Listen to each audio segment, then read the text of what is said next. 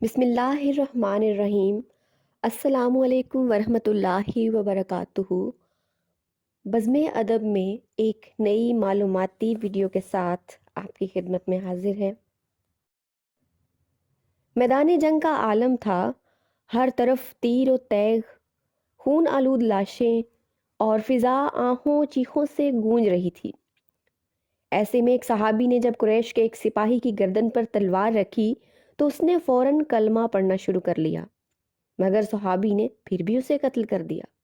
سرور عالم محمد مصطفیٰ صلی اللہ علیہ وسلم کو جب اس واقعہ کا علم ہوا تو صحابی سے دریافت کیا کہ اس کے کلمہ پڑھنے پر بھی تم نے اسے کیوں مار دیا؟ صحابہ نے عرض کیا، یا رسول اللہ، اس نے موت کے ڈر سے کلمہ پڑھ لیا تھا۔ میرے آقا محمد مصطفیٰ صلی اللہ علیہ وسلم کو یہ جواب بہت ناگوار گزرا۔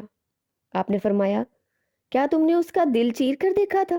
ایسے کئی واقعات ہیں جو ثابت کرتے ہیں کہ عقیدے، فرقے یا مذہب کی بنا پر کیے جانے والے جھگڑے محض فتنہ ہیں، اور اشاعت اسلام میں سب سے بڑی روک یہی فتنے ہیں۔ فتح مکہ پر ایک خوبصورت نظارہ اتنا دلکش اور پر اثر تھا کہ جب بھی سنے تو نظروں میں ہو بہو ویسا ہی منظر بننے لگتا ہے۔ یہود، نصارہ، مسلمان سب جمع تھے۔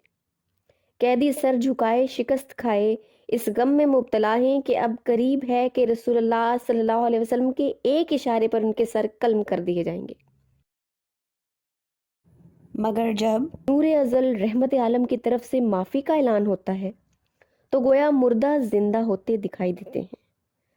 حضور صلی اللہ علیہ وسلم کا یہ ارشاد کہ قیدی یا فدیہ ادا کریں یا 10 مسلمان بچوں کو بطور فدیہ پڑھائیں، سبحان اللہ۔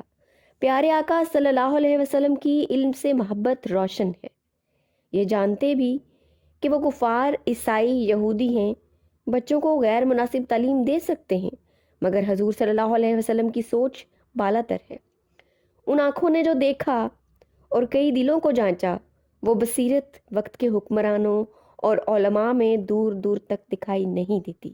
مقصد حیات تو عبادت الہی ہے، صراط مستقیم کی طلب ہے، پھر کیوں زمانہ ان مبارک مقاصد کو بھول کر ضد، تعصب، بغض و انا اور حسد کا شکار ہو رہا ہے؟ جبکہ تاریخ اسلام میں بھی قبائل موجود تھے، مگر ہمیں اخوت اور مساوات کی بہترین مثالیں ملتی ہیں، اور عدل و انصاف، عفو و درگزر کے واقعات موجود ہیں۔ یہ تھا ہمارے آقا حضرت محمد صلی اللہ علیہ وسلم کا مذہب، جس میں بدی کا بدلہ بھی نیکی سے دیا جاتا تھا، مظلوم اور کمزوروں کو سہارا ملا کرتا تھا، امن اور بھائی چارے کی حکومت تھی، غلام اور لونڈیاں بھی ایک اچھی زندگی گزار رہے تھے۔